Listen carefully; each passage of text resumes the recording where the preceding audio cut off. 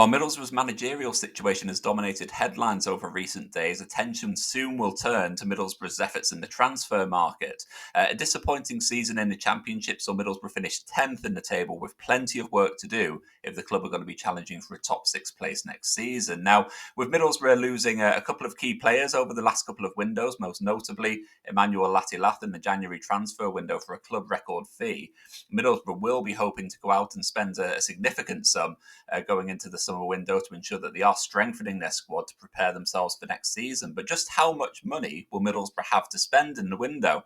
I spoke to Craig Johns at Teesside Live, who gave me a full rundown of Middlesbrough's transfer window ahead and explained just what was going on with Middlesbrough's finances going into the summer.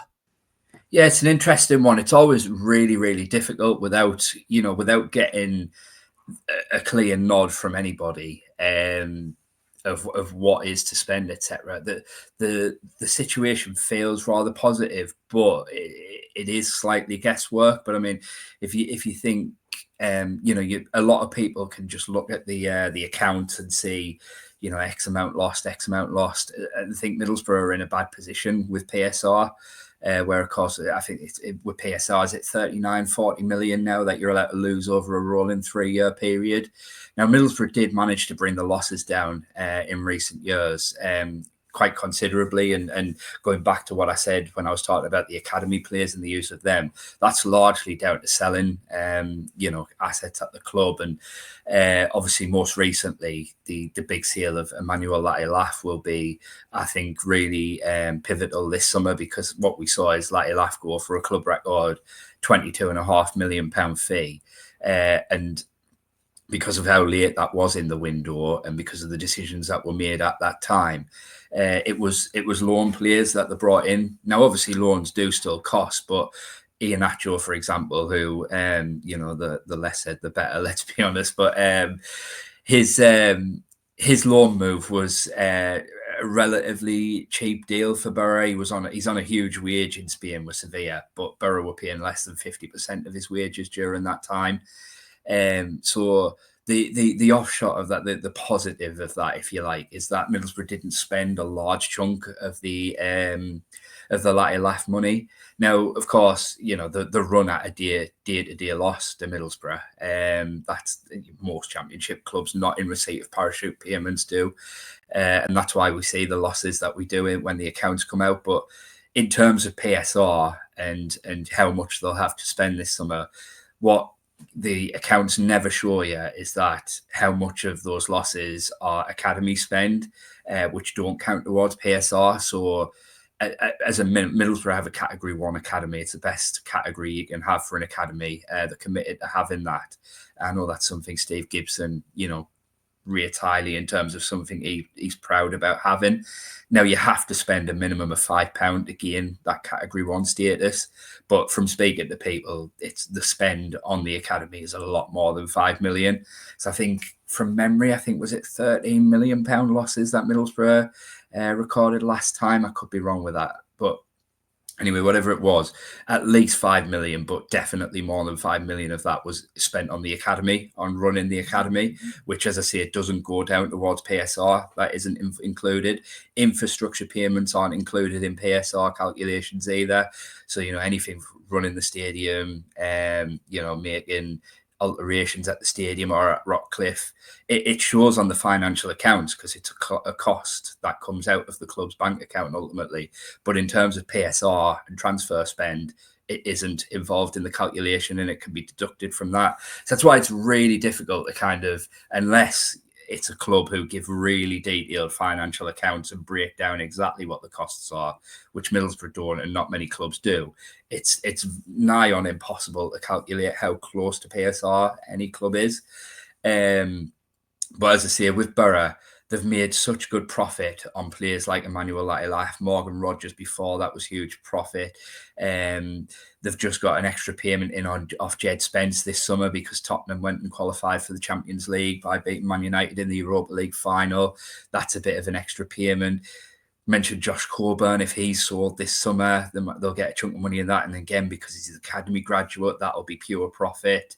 So I think again, it's complete guesswork, but I think, and the noises I'm hearing is that Middlesbrough are in quite a decent position this summer, and there is money there to spend. We know they've already identified 5 positions as a priority that they want to strengthen in, and then obviously beyond that, it's going to be a case of if X is sold, then we'll need Y. If and going on like that. But there's 5 positions that, as a priority, they want to strengthen this summer, and they don't depend on outgoings. Within that, I guess it's only fair to mention, because there's a high probability that some big players could leave this summer as well. I don't think, for example, if Hayden, Hackney and Rad van den Berg, who would be the most obvious, if they were to leave, I don't necessarily think this summer it'll be because Middlesbrough have to sell for the PSR calculations or to be able to buy. I think on that, it's purely their contract situations. The 2 players now who are down to the final 2 years of the contract. So if you leave it another year, they've got 12 months left and the value's dipped slightly. So right now is the opportune time to sell for good value. Now, I know Middlesbrough will want to keep both of those players this summer. So there'll be conversations they'll have about potentially trying to give them a new contract with, maybe it's a promise or a release clause in terms of, if we don't go up this season, we'll sell you for this amount next summer. I'm sure those conversations will happen, but ultimately the power is then in the players' hands. It's, do they want to sign that new contract and give Middlesbrough another 12 months to get the promotion that they all want? Or do they just want to, take that next step now? And let's be honest, in the case of Rav didn't have the greatest second season in the world. We mentioned injuries. He was impacted by then. Hayden had a fantastic season last season. And, there's going to be interest this summer in both players. And ultimately, it's a short career. You never know what's around the corner. You could suffer a career-ending injury, in the first game of the season. You just don't know that. So ultimately, if either of those players decided that this was the time to take the next step, then I don't think either could be blamed. But I'm absolutely certain that Middlesbrough will do everything they can to try and keep hold of them, because I don't think that they will be, reliant on the sale. But of course, as we've mentioned, sales do massively help. And you mentioned about Hayden Hackney there. He's obviously going to be one of the big players to watch over the course of this summer. There's been all sorts of interest in him, particularly over the last 12 months. There's been clubs in the Premier League. There's been others from around Europe. It was reported that in January, FC Porto came in and had 2 bids rejected for him. So what are you hearing with regards to Hayden Hackney, Craig? Is there anything in terms of concrete interest yet? Or how's I guess the summer shaping up for Hayden Hackney? Yeah, I mean, there's definitely interest there. I think it's, well known that Hayden has a lot of admirers both on the continent. As you mentioned, Porto, the club that came in with 2 concrete offers back in January, which Middlesbrough turned down. But, there's Premier League interest there as well. And I guess with anything, like with Middlesbrough, Hayden Hackney will sit on the list of probably most Premier League clubs in terms of their database of potential midfield signings, and what it'll ultimately come down to once final transfer lists and transfer targets are kind of concluded is exactly what that particular team are looking for. So we know there's Premier League interest from probably, I would imagine, all 20 Premier League clubs have Hayden Hackney on their list because he's that good of a player. But it comes down to, is Hayden Hackney the kind of midfielder, the mould of midfielder that they want this summer? And that will be what ultimately determines whether clubs make that move this summer for him. I'm almost certain that unless it's completely shut down very early doors, he doesn't want to move, Middlesbrough don't want to sell, there will be interest inevitably and there will be concrete offers in Hayden Hackney this summer. I think the big thing would be if he's made it clear, Hayden, he's a Borough lad. He used to sit on the terraces as a season ticket holder. His dream would be to win promotion with Middlesbrough. He's gone on the record and said that. But equally, as I say, it's a short career.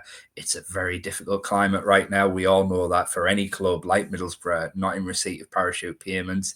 Yes, as Sunderland proved, and then Ipswich the year before. And, just about every year now at the minute, there's still one team not in receipt of parachute payments who are earning promotion. So there is that opportunity for Middlesbrough. It's not as if it's yet a closed door completely, but Middlesbrough are one of, say, maybe 7, 8, 9 big clubs in the Championship who all want that same goal. You've got Watford, you've got Norwich, you've got West Brom. They're all making management changes. I know Hull had a bad season, but Hull want to be within that. Coventry, Millwall have pushed themselves into that equation. There's all these kind of clubs who, for one reason or another, are all desperate to be that team that makes that breakthrough every season. And, unfortunately, Middlesbrough don't have any given right to take it. They've got to try and earn it. And it's not easy because everybody wants it. So, from Hayden Hackney's point of view, I'd love it if he does give the club another year. And he would be, without doubt, goes without saying, he'd be huge for Middlesbrough next season because he's been huge this season. But if he took the decision to make that move to a Premier League club, I don't think you could begrudge him that because he's ready for that step up. I think he proved last season that he's a very, very good footballer. And you look at what the likes of Adam Wharton have done since stepping up and going to Coventry. I think it makes sense in some respects for a player of Hackney's quality and the age he's at now to make that jump. But with me Borough bias, I hope he doesn't.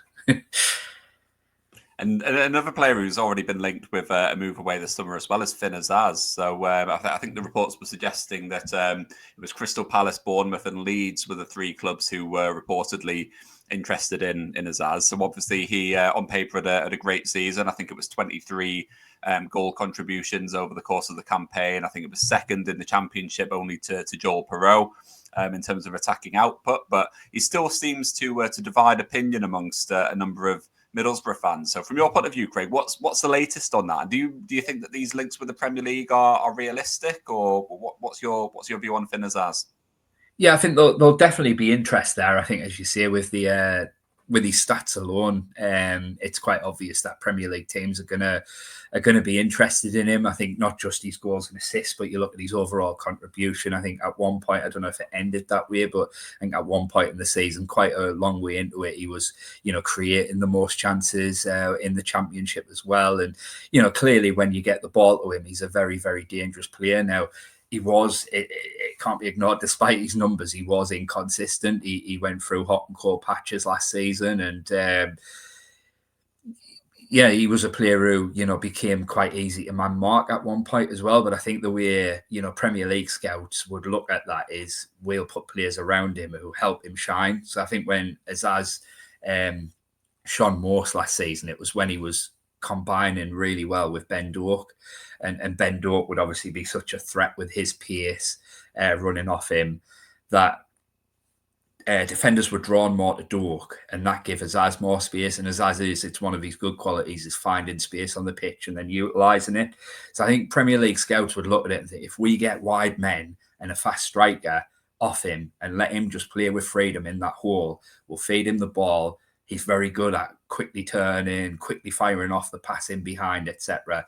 I'm thinking of a team like a Crystal Palace, for example. I watched the way they played in the FA Cup final against Man City, that really quick break, more direct, straight in behind, fast forwards, getting in behind. And I think Finn Azaz would fit in perfectly in a team like that because he maybe wouldn't get the attention from defensive teams that he got a lot in the Championship last season, because you couldn't afford to give Finn Azaz so much, defensive attention and then leave the likes of Ezier the other side or whoever off him alone. So I think your Premier League teams will look at that, look at his output, look at his ability in terms of, what he can do when he gets on the ball and think he could be worth a punt. Now, whether or not it happens this summer or not, I don't know. There will be interest there. Again, I think it comes down to you look at, he'll be on lists, but, is it going to become a concrete move? I don't know. I think if it does, it will be interesting to see what Borough do there. As I say, I don't think they're in a position where they have to sell.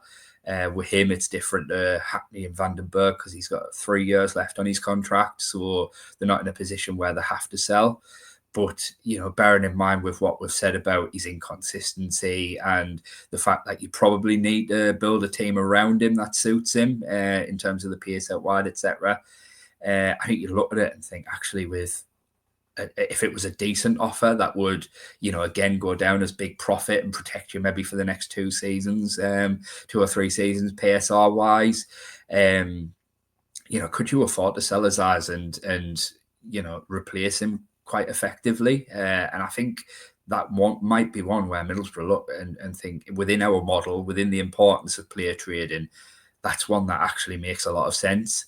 But as I say, it would have to be for the right money. I don't think it should be, because he was inconsistent at times and because you maybe need players around him to help him.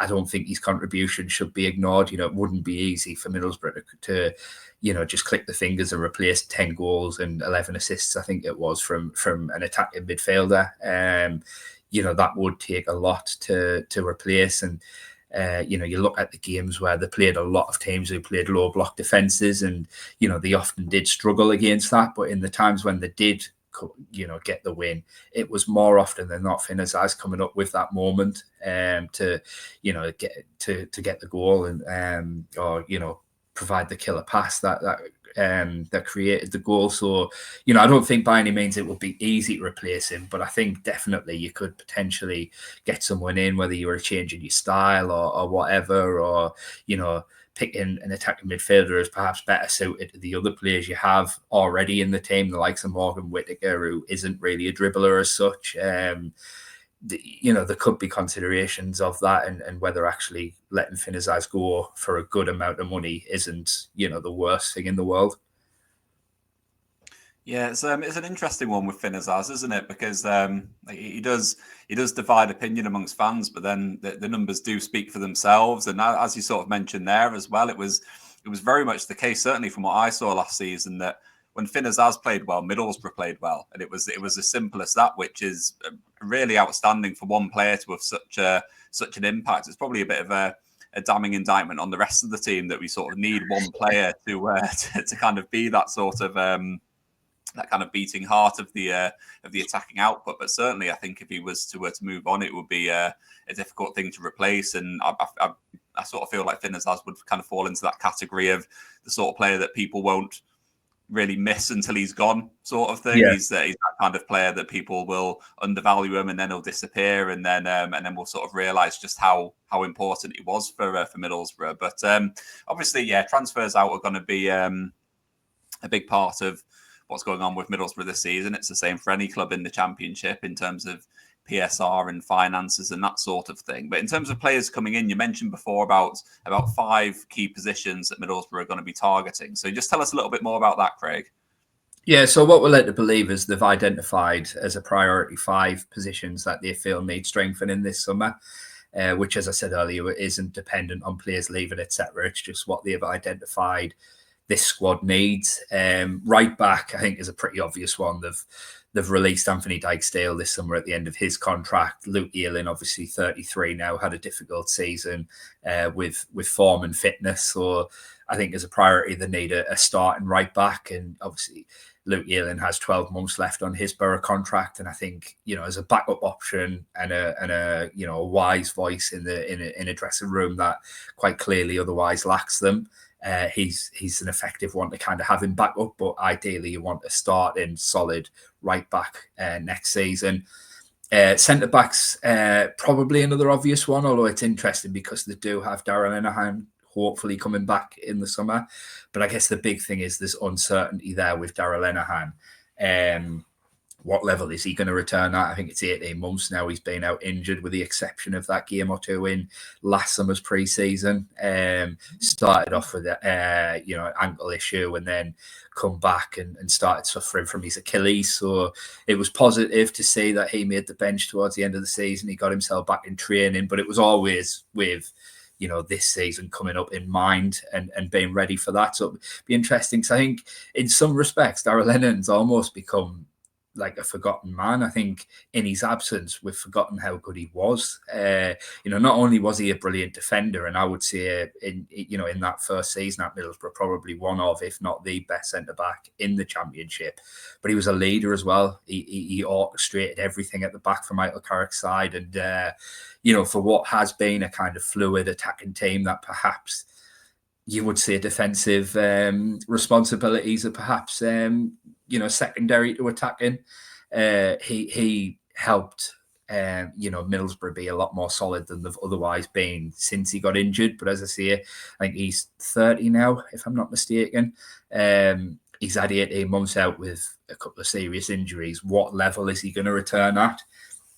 It's hard to know, but obviously, disregarding that, Middlesbrough struggled last season after the decision in January to sell Matt Clark and not replace him.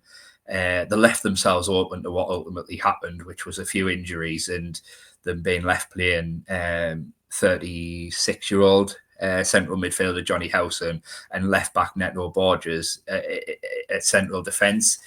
So I think they need to address that. They need to get a centre back in. And I think it's well known, as we see, that they've had issues in the spine probably since Darrell Lenihan did get injured, really.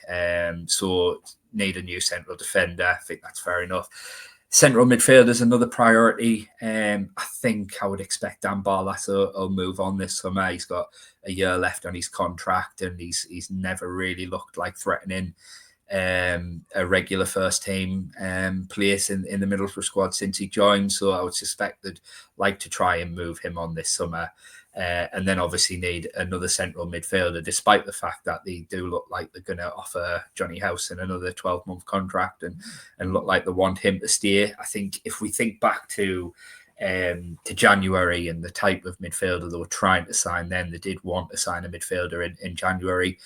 Glenn Kamara was the primary target. And unfortunately, a Saudi club came in and threw millions and millions at him, and that one was done and over for Boro. But if we think about the type of midfielder Glenn Kamara is, strong, athletic, really defensive minded and really strong in the tackle, I think that's a clue as to what I would expect Middlesbrough to target as a midfielder this summer. I think there was an appreciation that while Michael Carrick has always previously preferred, ball playing midfielders, people who are comfortable on the ball, I think they've looked at last season and thought we were just far too easy to transition on, to counter on. It's all well and good playing this attacking football, but you need the right balance.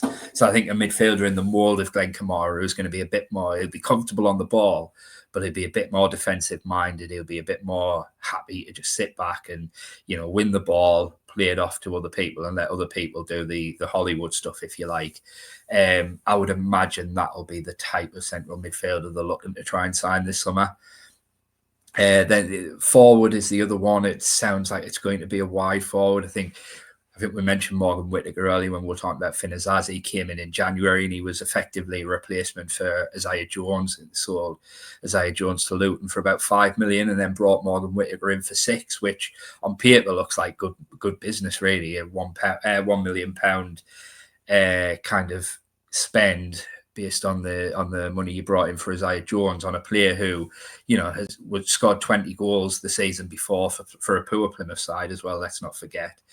And was also wanted by promotion chasing and promotion gain in Burnley, which says a lot about what he could be capable of. He, not long before joining Middlesbrough, scored that goal against Liverpool in the FA Cup, and it didn't happen for him. Let's be honest, he really struggled at Boro in the months towards the end until the end of the season. But I think there's still a lot of potential there. There's clearly quality there, even if they haven't yet quite managed to get it out of him. I think given the outlay on him and given the potential that he has, they've got to find a way to get the best out of him. I don't necessarily think that the way Middlesbrough played last season, played to his strengths. And clearly when you've got a player of his quality, you've got to try and play to his strengths. You've got to try and utilise his strengths as best as you can. So I think that this will be an important summer for Morgan Whittaker in terms of trying to find the best way to get him back to that Plymouth form in his first season, because clearly there's a lot of quality there, and if you could get 15 to 20 goals out of your right winger next season, then that would be massive, as long as everyone else is also contributing. But despite that, there is an appreciation that more wide competition is needed. You had Marcus Force can obviously play there, but he's got 12 months left on his contract and has had his own injury problems in the last 2 years. Riley McGree is still a really important player when he gets on the pitch, but has had injury problems for the last 2 years, and it's a struggle at the minute to, rely on him to be fit. He's a real uncertainty, I guess you'd call it, at the moment, because of his fitness issues, which are a real shame, because as I say, when he does play, he's still such an important player, and it's obvious how good he is and how much he fits into the way Middlesbrough want to play.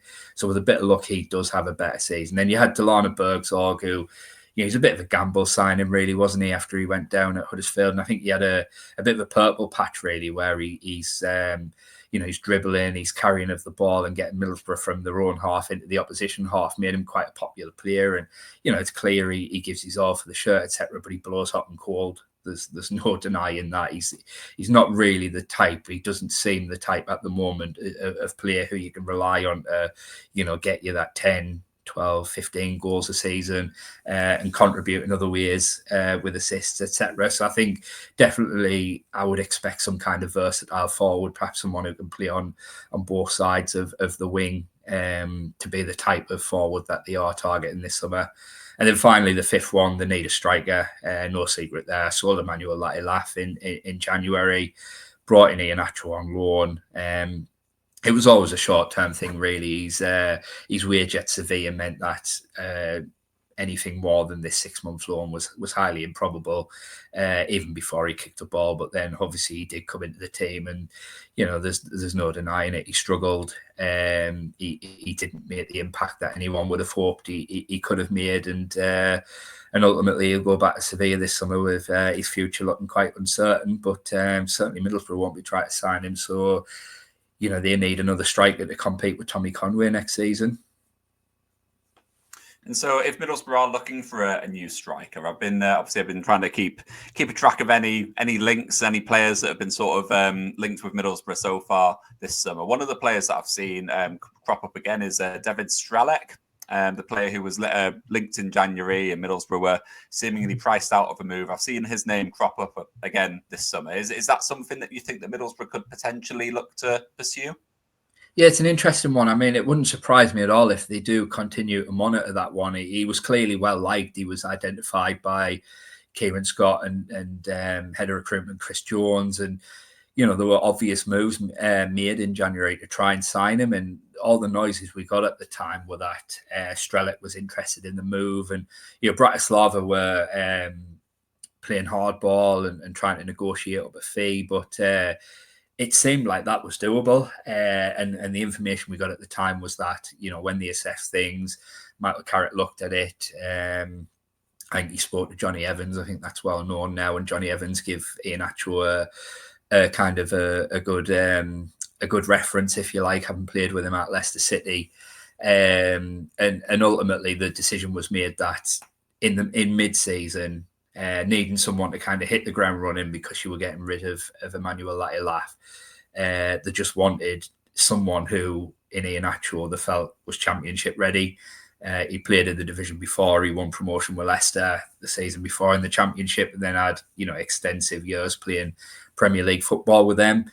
As we said, that didn't work out. He didn't look fit. He hadn't played for a long time at Sevilla, and he never looked convincing in a Middlesbrough shirt, unfortunately. But you can understand, take hindsight out of the equation, why perhaps at that time they did fail mid-season. They needed Iheanacho over Strelec in the anticipation that Iheanacho would have a better chance of hitting the ground running. There wouldn't need to be that kind of integration period, which we'll see most of the players who've come in from countries outside of England. Most of them have needed that period of integration, getting used to English football, etc., because it is certainly in the Championship very different to what you'll experience in the Slovakian league where Strelec is currently playing.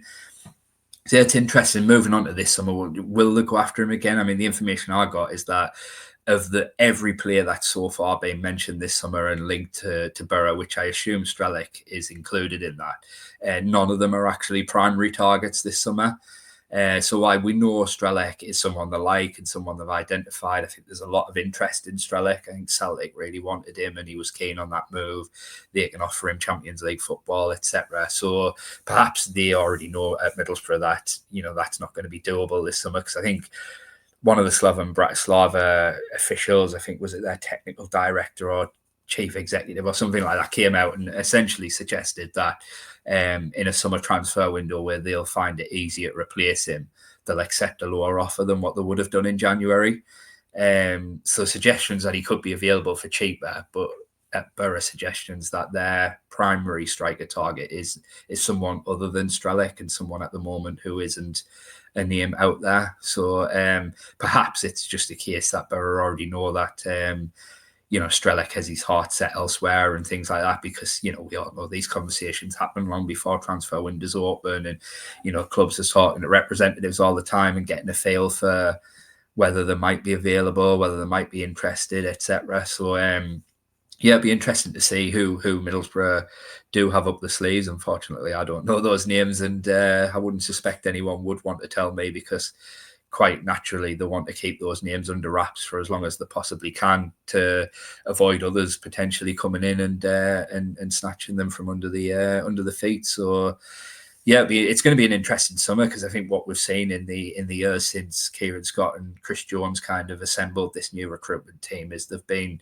very good at kind of unearthing these players that you've never really heard of and turning them into something into something good. Emmanuel Latilaf being a prime example of that. Cool. So in terms of other incomings, I know it's there's been very few sort of names linked, I guess, at the moment. But in terms of just a couple of players that I want to rattle off to you, Craig, just to get your view on whether they could potentially come to Middlesbrough. So Mark Travers, he was very popular with Middlesbrough fans when he was here. He was almost the goalkeeper that Middlesbrough fans didn't really know that they sort of needed until he arrived in January and was really good in the second half of the season. So from your point of view, Craig, is there any prospect of him returning to the Riverside this summer?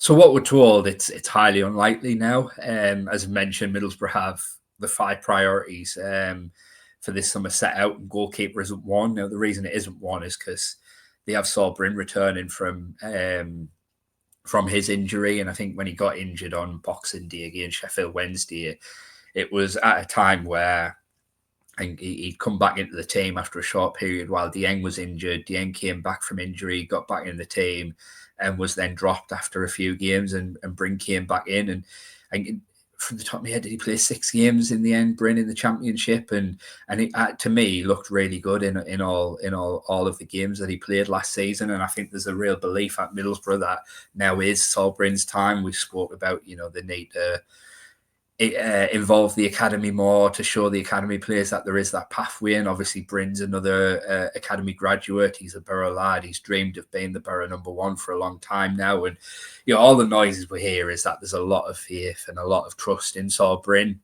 this summer when he comes back from injury. So while I think it's well known that Middlesbrough really liked Mark Travers. Like the officials and the coaches within the club really liked Mark Travers. I think we could all see the impact he had. The saves that potentially win you points, etc., is something that Middlesbrough probably haven't had in a goalkeeper for a good few seasons now. But the what we were told was that Bournemouth will, if they do sell, command quite a big fee for him this summer, and he already had lucrative offers on the table, Mark Travers, from elsewhere, where from a Middlesbrough point of view, if goalkeeper isn't a position that you really consider a priority, if you already have a goalkeeper you feel can be your #1, do you want to kind of put that much money into one sign in a position you don't consider a priority? And that might have to mean that one of the other 5 priorities that we've just mentioned, there isn't the money to sign the quality that you need, or even maybe sign at all a player in that position. So you have to drop one of your 5 priorities. So ultimately, at the moment, while we've been told that they will continue to monitor it, and if it comes up at an affordable price, it might be something to look into. Right now, they don't believe it's going to be an attainable target. And unfortunately, it doesn't look likely Mark Travers will be returning next season. No problem. And another player I wanted to ask you about was Samuel Iling-Junior. So he obviously was on loan with us for the second half of last season. It was a steady start for him. He kind of struggled to find his place in the team, but then he did ultimately settle at left back and kind of provided a solution to a position which proved to be a problem position, really. He came in and did a really good job as a sort of wing back. Obviously, a permanent move is almost impossible for him, given how highly rated he will be at Aston Villa. But is there any prospect of him potentially returning on loan this summer? Yeah, so it was an interesting one because at one stage when he was having that decent run at left back, there were definitely, thoughts and conversations around potentially keeping him next season and giving him another loan. And, with him back to Finn Azaz's loan at Plymouth, that's exactly what Aston Villa did with Finn Azaz. He was having a good time at Plymouth. He was successful. So they ultimately sent him back there and he had an extra season there, having done so well. So clearly it was something that Villa have history in doing and appreciating, that when someone gets into a side and establishes themselves, there's value in letting them, stay there ultimately. But for whatever reason, the noise now coming out of the club is that for various reasons, is how it was put to me, Iling-Junior won't be returning next season. Now, there were reports not long before the end of the season that there was interest in him in Italy. We know he's already played a couple of times in Italy. He's had a couple of clubs in Italy. And Aston Villa, particularly after missing out on Champions League this season, for next season, they have PSR issues, which mean they might have to, they definitely will have to sell some players. So I don't know at this moment, I'm speculating a bit here, but it wouldn't surprise me at all if Aston Villa are looking at Iling-Junior as a player who they can get a few million from, help the PSR situation. And as you say, unfortunately for Middlesbrough, it's with his wage, etc., and the price that Villa will demand for him, it'll be one that they can't compete for. And it wouldn't surprise me at all if we see Iling-Junior make a permanent move to an Italian club this summer. No problem. And the last incoming that I want to ask you about is one that I'm going to get slaughtered for in the comments. So just bear with me on this. But it's that man Ryan Giles once again. So obviously came to the club on loan in January. Didn't go quite as well or anywhere near as well as what his first loan spell at the club did. But obviously history suggests that he does know how to play in Michael Carrick's system, despite how badly it went over the last few months. So is there any prospect of a trilogy, Craig, of Ryan Giles coming back for a third time? Yeah, I mean, again, at the minute, I can't see it. And, what we were told at the end of the season is that none of the 5 loanees would be returning next season. As you've mentioned there's no secret. Michael Carrick really likes Ryan Giles, and the club pushed to sign him a few times after his first successful loan spell, ultimately because Michael Carrick liked him so much. But I think it's telling, really, isn't it, that in this second spell, it didn't really work out for him. And, by the end, even Michael Carrick wasn't playing him. He was on the bench and coming on for minutes here and there. And, and it's sad. I must admit, Ryan's someone who I've interviewed a few times. I've sat down and spoke with him. I sat down and spoke with him about a week after he'd rejoined the club. His excitement to be back, how much he loves the club and how connected he feels to it after that first loan spell. It's clear. I know there'll be some who question it because of the fact that he joined Luton after his first loan spell, but ultimately he was offered the chance to make that dream step up to the Premier League. He'd been part of Wolves' academy, going on loan championship clubs for a good few years at that point, and this was his first opportunity really to go and prove himself in the Premier League. It didn't work out, but can you really blame any player for wanting to try that and finally take that opportunity that was coming up for the first time? So there was that in mind, and I think unfortunately what's happened in the 18 months since then is he's had a really tough time. I think it was quite clear that he came in a bit of a fragile state with his confidence, and then the way it started for him, that unfortunate own goal against Sunderland, and then a bit of a bruising night at Sheffield Wednesday where they really exploited Sheffield United, where they really exploited him. Got a couple of goals from playing the ball in behind that area. I think ultimately it almost destroyed him, really. He looked shocked confidence-wise. I think it was his next appearance after that, was it? Swansea. And he was taken off at half-time, if I'm not mistaken. And he looked a million miles from the Ryan Giles that was here the first time, who always wanted to be on the ball, would was so creative from that left field stance. He wasn't that player anymore. He didn't look like he wanted the ball, really. And, I say that, as I say, someone who personally really likes Ryan. I've sat down, spoke to him, etc. And he's such a nice guy. And it is clear how much he loves the club. Now, as you've mentioned, he's proven previously that he is good for the system that Carrick has previously wanted to play. But I would suspect that it's not something they'll look to do this summer. They did it for Carrick in January because it's something he really, really wanted.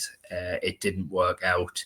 As we say, January wasn't a great window overall, really. And I think there'll be, within this review, a bit of a realignment or perhaps even a resettling of how recruitment needs to work. And, things like who has the final say, that kind of thing might need to be readdressed. And I suspect that a player like Ryan Giles wouldn't be someone that the club would want to invest so much money on after the 6 months that he's just had at the club, unfortunately. No trilogy for Ryan Giles, then. That's a real shame. But I just want to finish off, Craig, just by asking you about 3 other players who could potentially be leaving Middlesbrough this summer, or 3 players whose names could be among the players who might be attracting interest this summer. So, Riley McGree, we've mentioned him before about his injury problems and that sort of thing. I believe he's got a year left on his contract with Middlesbrough, and a lot of fans are kind of thinking that he could be someone that the club could look to cash in on this summer. So, is that something that you could potentially see happening over the course of the pre-season? No. He signed a new contract, didn't he, last summer, Riley McGree? So I think he's got, from memory, I think he might have 4 years still on his new contract, maybe just 3. I don't think this summer. I think there's an appreciation at the club that, he is, when fit, still a very important player. And quite clear, I think it was telling towards the end of the season when Michael Carrick, he doesn't give a lot away with injuries. When he was discussing Riley McGree and the troubles he's had, and he mentioned the fact they'd sent him to a specialist and they were trying to get the bottom of what had gone on. But then he made a telling comment along the lines of, you'll understand, I don't want to discuss that too much because it's private information.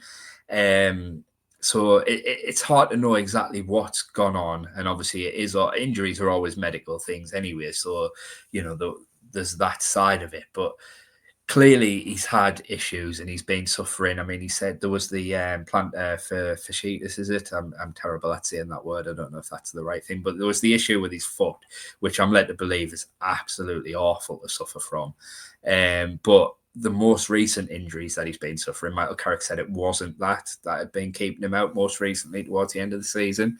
So clearly, as I said, they sent him to a specialist because they did feel that maybe there was an underlying issue there. Maybe there was something that was wrong and it was causing all the other issues that he was having around his leg.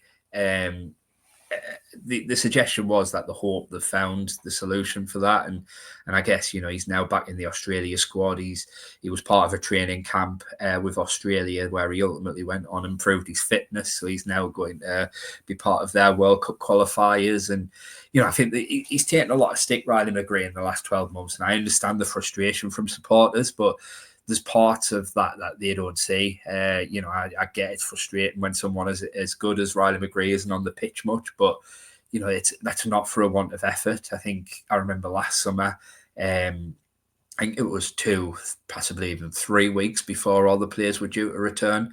He was back at Rockcliffe off his own back, came in and was doing personal work at Rockcliffe to get himself ready for pre-season because he'd had the season prior to that where he'd been injured a lot. And it was a bit of a first for him. I remember speaking to him last summer about it and how frustrated he'd been, how difficult it was for him kind of going through that for the first time in his career, not being able to play much, watching on from the sidelines and not being able to have an impact in games, etc. But he's a footballer ultimately. He's a human being like you or me. He wants to play football. Of course he does.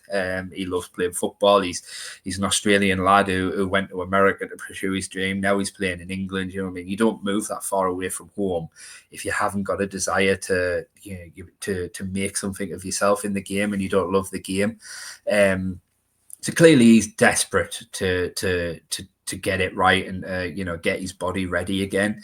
It's difficult sometimes, when you go through that, and I feel for him because I can only imagine what he's going through, mentally as much as anything when all these injuries occurring and he can't just seem to get a break. But I think in terms of a move away this summer, I think realistically he's an asset. We spoke about how he can still be such a key player if he is fit. He looks so important and still looks, very good when he gets a run of games. And Middlesbrough bear that in mind with the length of his contract. I think you give him another year because realistically, if there's anyone interested this summer, and I'd be very surprised based on the 2 years he's just had, you're not going to get much money off Riley McGree this summer because of the 2 years, because of the injuries, etc. So there's almost no value in kind of selling Riley McGree this summer because if he has another year of injury frustration, then it's not going to change his value much. He's not going to drop in value significantly to where he is now because he's had 2 years of barely playing anyway. So that's not going to matter much. But if he gets back to playing over the course of the season, his quality will stand out and he'll be a really important player for Boro. B, if it was then to sell him in 12 months' time, his value would shoot up from a season of playing regularly. So to me, this summer, there's not much sense in thinking about selling Riley McGree. No problem. But one player who could be sold on is Josh Coburn. So obviously his value almost certainly went up last season. He went on loan to Millwall for the campaign with first team opportunities likely to be limited at Middlesbrough. Went there, did really well. All the noises coming out of the Den were that they really liked him and that they were even considering making a permanent move for him in January. That didn't happen. He obviously played out the rest of the season. So is Josh someone that you think Middlesbrough will look to cash in on this summer? Obviously, we mentioned earlier about PSR and pure profit from players from the academy. So Josh could be someone who would fall into that category. Yeah, I would suspect so. It's going to be an interesting summer for Josh. I think Alex Neil went on record, didn't he, the Millwall manager, and said they want to sign him this summer. They did make attempts. They had conversations in January to try and do it then. Now, the noise we got at that time was that Middlesbrough would be willing to sell Josh Coburn, but only at the right price. And for whatever reason, in January, it didn't happen. I'm guessing Millwall weren't prepared to pay whatever Middlesbrough's asking price was, and so it didn't happen. Obviously, as we mentioned, this summer Middlesbrough are going to need a new striker to compete with Tommy Conway. Tommy Conway is obviously involved in the Scotland squad currently, so that'll likely mean, unless he chooses to come back early, he'll get at least an extra week or two on his holiday.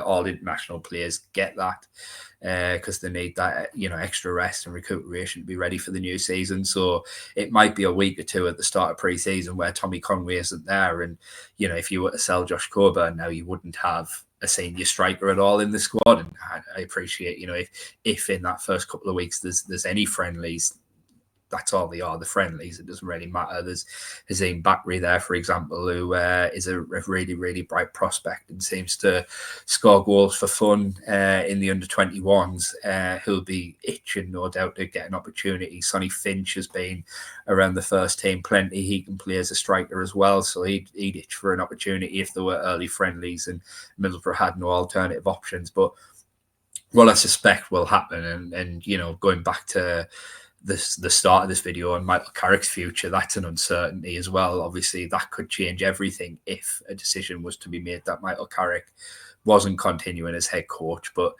I would suspect that Josh Coburn will initially return to Rockcliffe along with everybody else at the end of June, start pre-season at the club. And as the summer progresses, as potentially a striker comes in, that's when we might see movement on the Josh Coburn front. But I would imagine initially, Josh will be part of Middlesbrough squad, and he'll have an opportunity essentially to, to maybe change people's opinions. But as things stand right now, I would suspect that Middlesbrough's position in January, where they'll sell for the right price, will be exactly the same position that they have this summer as well. And last but not least, I wanted to ask about Micah Hamilton. as well. So he's obviously someone who arrived with a glowing reputation when he arrived from Man City last summer. It was kind of expected that he was going to prove himself to be something of a coup for Middlesbrough, someone who would go on and really just sort of excel in a similar way to what the likes of Morgan Rogers had done previously and that sort of thing, because previously he'd scored in the Champions League for Man City famously. Obviously, things haven't really gone to plan for him this season. They didn't go to plan with Middlesbrough in the first half of the season. He then went to Stockport County on loan in January, and things really didn't go to plan there for him. So, from your point of view, Craig, what does the summer hold for Micah Hamilton? It's an interesting one. I wouldn't at all be surprised if ultimately what they look to do is find him another loan, probably in League One, and get him a full season of hopefully playing. He was a bit unlucky, speaking to people at Stockport, with how things went there. He went in, Louis Barry, who was linked to Middlesbrough but wasn't actually really a target. He's someone that they've looked at, Louis Barry, but he wasn't a target in January. He was leaving Stockport and ended up joining Hull City on loan for the second half of last season. And Hamilton was essentially Barry's replacement at Stockport. But what happened is there was a period where Hamilton's loan move was being sorted, where Barry had already been recalled by Aston Villa from his loan spell. And Dave Challoner kind of switched tactics a little bit. And because Louis Barry was so good, they effectively played with wingers to get the best out of him. And, you know, he had a fantastic 18 months at Stockport. He's another one we mentioned with Aston Villa and Iling-Junior and their willingness to send players back to environments where they're doing well in. They did it with Barry at Stockport as well. So they played with wingers because they had Louis Barry. When they lost Louis Barry, Challoner changed tactics slightly and it worked really well. I think did he go over 3-5-2 possibly? I'm not 100% certain, but he changed tactics and was no longer playing with wingers. And that meant that they brought Hamilton in, I guess still went through with the deal because they felt they wanted that option, they wanted that ability to be flexible. But ultimately 3-5-2 was working so well for them. They ended up getting in the playoffs, and I think Hamilton, did he make about 5 appearances in the end, but they were all from the bench, barely any extended period of time on the pitch. Barely made an impact and didn't even make the bench for the 2 playoff games in the 2 playoff semi-finals that they ultimately lost in. So it was a really difficult spell, but one that was ultimately, was a bit unfortunate in that they changed tactics and the tactics ultimately didn't suit him. So it's a bit unfortunate all around, because I appreciate you could see it like from a Middlesbrough point of view, do you need to pick your loan clubs better? Which you might say that, but ultimately Boro would have looked at it and thought, well, they always did play with wingers when Louis Barry was there and Hamilton was going in to replace Barry. So the reasonable expectation would be that was what was going to happen. But, you know, it was just an unfortunate situation that Challoner struck gold on a new formation that didn't really suit Hamilton.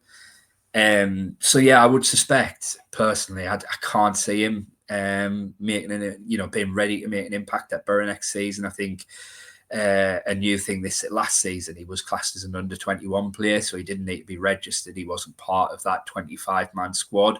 He was one of the under-21 bonus players, if you like. This season, I believe he reaches the threshold where he would have to be registered. He'd have to take up one of the 25 spots in the registration squad, which, you know, well, if they do that, they limit themselves to being able to register other players, and they were right on the threshold last season. Middlesbrough, I think they maxed out the full 25 quota. So, you know, so Hamilton really is probably in a position where I would imagine he needs to go out on loan again next season. Boro need to be careful in picking the right club for him this time and finding him an environment where he'll be allowed to go and kind of, you know, get his confidence back, express himself and learn senior football, really. I think that's something we forget, is that he probably only played 3, 4, 5 games for Manchester City. He was very different, for example, to Morgan Rogers, who come to Middlesbrough from Manchester City 12 months earlier, because he'd had all sorts of loan moves prior to his Boro move. And, you know, he's spoken a lot about how much he learned from those loan moves, Lincoln, Bournemouth and Blackpool before coming to Boro. He'd already had plenty of senior experience. Hamilton hasn't. So he's relearning that. And, you know, one thing, it sounds ridiculous to say given how good a coach he is, but you look at Hamilton sometimes and think that he might need the Pep coaching out of him as well. Again, that sounds absolutely ridiculous given how good a coach Pep is. But Pep loves that kind of possession, short, pass, take attack of football. There's times last season where Hamilton got the ball, and comparing him to Doak somewhat, Doak was a forward who got the ball, wanted to express himself, wanted to get at the defender, and wanted to beat his man. Hamilton was just a bit meh whenever he was on the pitch for Boro, if you understand what I'm saying there. He got the ball, he quickly laid it off. He got the ball, he quickly laid it off. He didn't really ever do anything with the ball, which is ultimately when you play a system like Michael Carrick does at Boro, you need your forwards to be expressive. He encourages them to be expressive. He wants them to have the confidence to, not be afraid of failure, to try and take things on and do things. But it almost looked to me with Hamilton that he was, a bit overcoached, if you like, but in the Man City ways. And he isn't a Man City player now, he's a Middlesbrough player. So there's potentially that need to kind of, re-coach him almost into having that freedom and having that ability to express himself and not be afraid to, take an extra touch, try and beat a man, etc., instead of just getting the ball and quickly looking for the simplest pass and keeping possession. Because ultimately at Boro last season, what that allows defences to do is you're making them little 5-yard passes and keeping possession in the final third. It allows defences to get 10 men behind the ball. And as we saw on far too many occasions last season, Boro didn't have the quality to ultimately break that down. So they need to be quicker and they need to be more effective in attack, and that's, I think, where the biggest improvement Micah Hamilton needs to make is in that area of the game. And that's why I think a loan spell somewhere, League One, where he'll play regularly and be allowed to kind of re-find his confidence, will be the right move for him this summer.